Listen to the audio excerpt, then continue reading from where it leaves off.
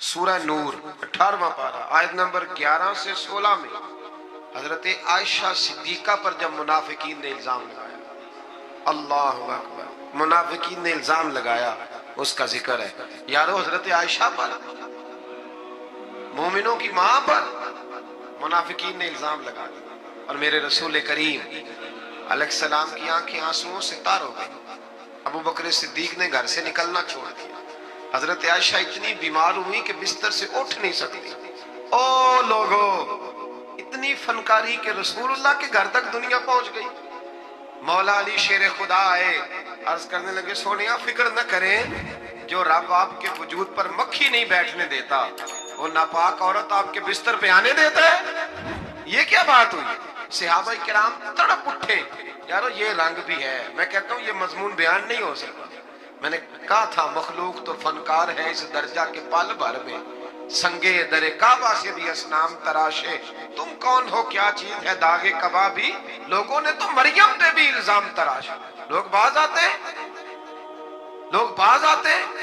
پھر حضرت عمر فاروق اٹھے اور کہا آدھا بہتان عظیم، یہ چھوٹا الزام نہیں، یہ بڑا الزام۔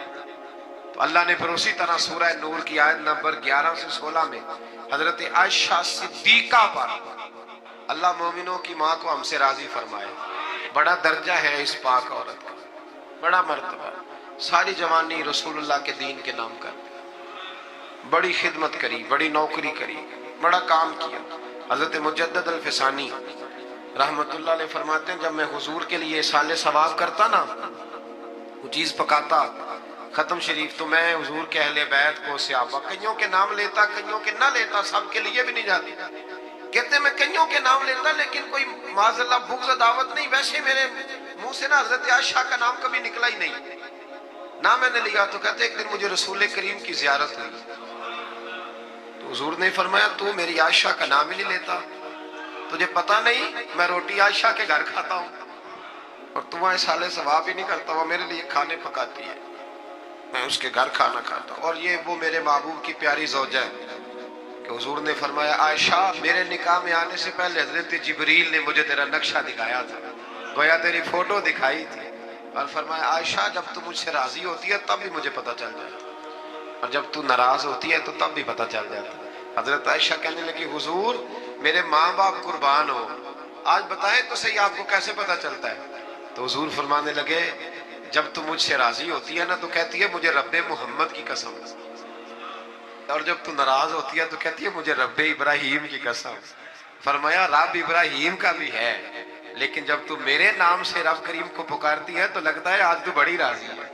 رسول کریم علیہ السلام کا وہ پیار، وہ محبت، 40 سال حضور کے بعد وہ حیات رہی، چوتھا حصہ دین میرے رسول کریم کا ہی امت کو انہوں نے پہنچایا۔ حضرت فاطمہ کی شان میں حدیث حضرت عائشہ صدیقہ نے بیان کی، حضرت عائشہ نے، جناب خدیجہ الکبریٰ کے تذکرے حضرت عائشہ نے ہمیں بتائے۔ اتنی سچی بی بی کے بارے میں بات کرتے ہو، یاد رکھو صبح قیامت بھی یہ ساری ام المومنین میرے محبوب کے ساتھ جنت میں موجود ہو۔ دعا فرمائے اللہ ہمیں ان ماؤں کا صدقہ خیرات عطا فرمائے۔ آیت نمبر 11 سے 16 میں حضرت عائشہ صدیقہ پر جو منافقین نے تہمت لگائی اس کی جانب اشارہ فرمایا، اور ان چیزوں کا سد باب کیا جو معاشرے کے بگاڑ کا باعث ہو سکتی ہیں۔ جن منافقین نے یہ تہمت لگائی تھی ان کا پردہ فاش کیا، جو مسلمان منافقین کے بجھائے ہوئے حسین جال میں پھنس گئے تھے ان پر عتاب فرمایا، اور ان کو تنبیہ کی وہ آئندہ ہوشیار رہیں اور منافقین کے کہنے پر نہ آئے۔ منافق مسلمانوں کی عزت و ناموس کو برباد کرنے کے در پہ، اس لیے مسلمانوں کے لیے جائز نہیں کہ وہ سنی سنائی بات کو آگے بڑھا دیں، بلکہ مومن مردوں اور مومن عورتوں کو اپنوں کے متعلق، یہ اللہ فرماتا ہے، اپنوں کے متعلق نیک گمان کرنا چاہیے، اور اگر تہمت لگانے والے اس تہمت پر 4 گواہ نہ لائیں تو وہی اللہ کے نزدیک جھوٹے ہیں، اور اگر دنیا اور آخرت میں تم پر اللہ کا فضل اور اس کی رحمت نہ ہوتی تو تم نے جس تہمت کا چرچا کیا تھا اس کی وجہ سے تمہیں بہت بڑا عذاب پہنچتا۔ تم نے اس کو سنتے ہی یہ کیوں نہ کہا کہ ایسی بات کرنا ہمارے لیے جائز نہیں؟ اے اللہ تو پاک ہے، اور یہ بہت ہی سنگین بہتان ہے، یہ بہت ہی، میں کہتا ہوں منافقین نے کیا تو ظلم، پر دیکھیں پھر اللہ نے حضرت عائشہ کی برات قرآن میں بیان کرنا، اور سورہ نور اتری حضرت عائشہ کی برات کے لیے. نام بھی کیا ہے؟ سورہ نور. آیت نمبر 19 سے یہ فرمایا کہ جو لوگ یہ چاہتے ہیں کہ ایمان والوں میں بے حیائی کی بات پھیلے ان کے لیے دنیا اور آخرت میں دردناک عذاب ہے. آیت نمبر 21 سے فرمایا کہ اے ایمان والو شیطان کے قدم بقدم نہ چلو کیونکہ جو شخص شیطان کے قدم بقدم چلے گا تو بے شک شیطان بے حیائی اور برائی کے کاموں پہ ابھارتا ہے.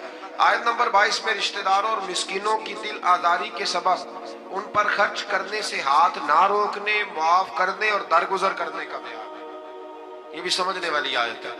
فرمایا کہ تم نے جب کسی پہ خرچ کرنا ہے تو اسے معاف بھی کرنا ہے اور درگزر بھی کرنا ہے. اگر عادتیں دیکھ کے خرچ کرو گے پھر تو کسی پہ بھی نہیں ہو سکتا.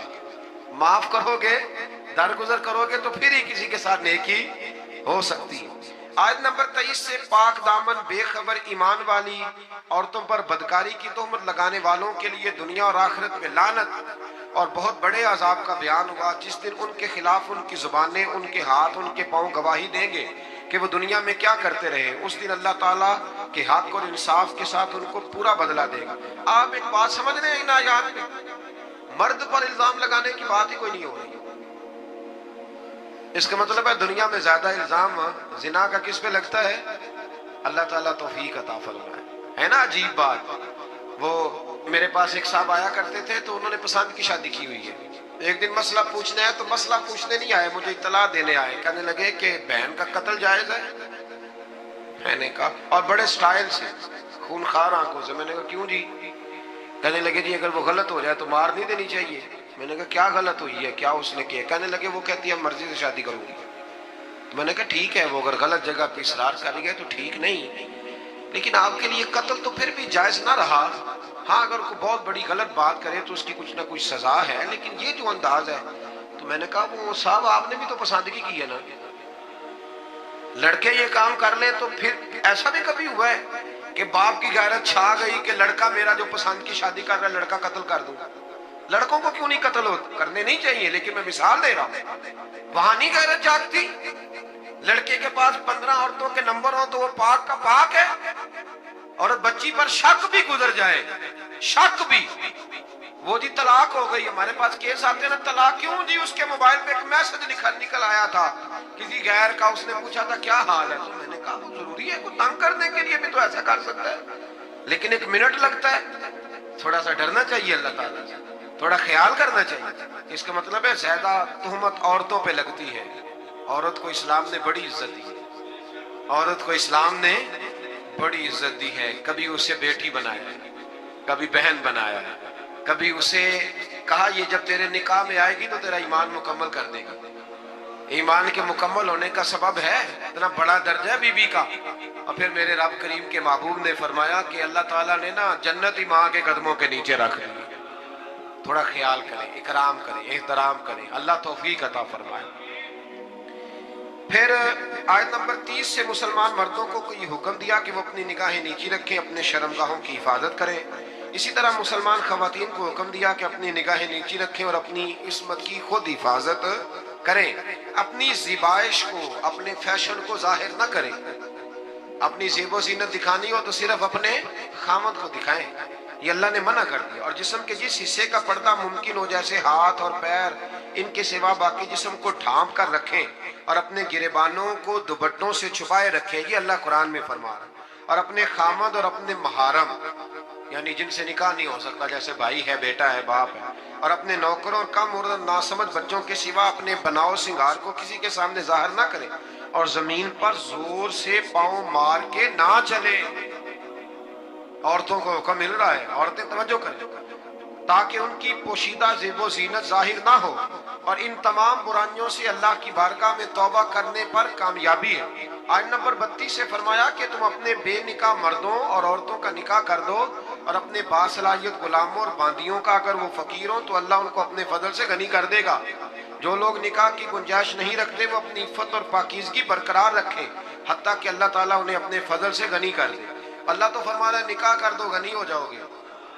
تو ابا جی کہتے ہیں جنی دیر تکر پیران تے نہ کھلوتا اگر کتے کھلا دیئے. یہ عجیب بات ہے نا جی، وہ پیران تے پتہ نہیں اس نے کم کھڑے ہونے ہیں. آپ بچوں کی شادیاں جلدی کریں تاکہ بہت سارے گناہوں کا دروازہ ویسے ہی بند. آیت نمبر 35 میں فرمایا اللہ آسمانوں اور زمینوں کا نور ہے، پھر اس نور کی وضاحت بھی بیان کی۔ آیت نمبر 37 سے اللہ تعالیٰ نے اپنے گھروں میں اللہ کا ذکر کرنے پر ان مسلمانوں کی تعریف کی جن کو تجارت اور خرید و فروخت اللہ کے ذکر کرنے، نماز پڑھنے اور زکوٰۃ ادا کرنے سے غافل نہیں کرتی۔ وہ اس دن سے ڈرتے ہیں جس میں دل اور آنکھیں الٹ پلٹ ہو جائیں گی۔ اللہ نے تعریف کی ہے، فرمایا کاروبار بھی پورا کرتے ہیں، میری عبادت بھی صحیح کرتے ہیں، زکوٰۃ بھی وقت پہ دیتے ہیں۔ ہم یہ کہتے ہیں کہ نہیں سارا کچھ چھوڑیں گے تو عبادت ہوگی، اللہ نے تعریف کی، فرمایا ڈیوٹیاں بھی کرتے ہیں اور رب بھی۔ آیت نمبر 39 میں کافروں کے اعمال کی مثال کو اس طرح بیان کیا گیا کہ وہ زمین میں چمکتی ہوئی اس ریت کی طرح ہے جس کو پیاسا دور سے پانی گمان کرتا ہے۔ ریت دور سے دیکھے نا چمکتی تو کیا لگتی ہے؟ اسی طرح کافروں کے اعمال ہے، حتیٰ کہ وہ جب اس کے قریب پہنچتا ہے تو کچھ نہیں پاتا، اور وہ اللہ کو اپنے قریب پاتا ہے جو اس کا پورا حساب چکا دیتا ہے۔ ان کے اعمال کا گہرے سمندر کی تاریکیوں کی مثل ہے جن کو تہ در تہ موج ڈھانپے ہوئے ہے۔ اس کی بعض تاریکیاں بعض سے زیادہ ہیں، جب کوئی اپنا ہاتھ نکالے تو اس کو دیکھ نہ سکے۔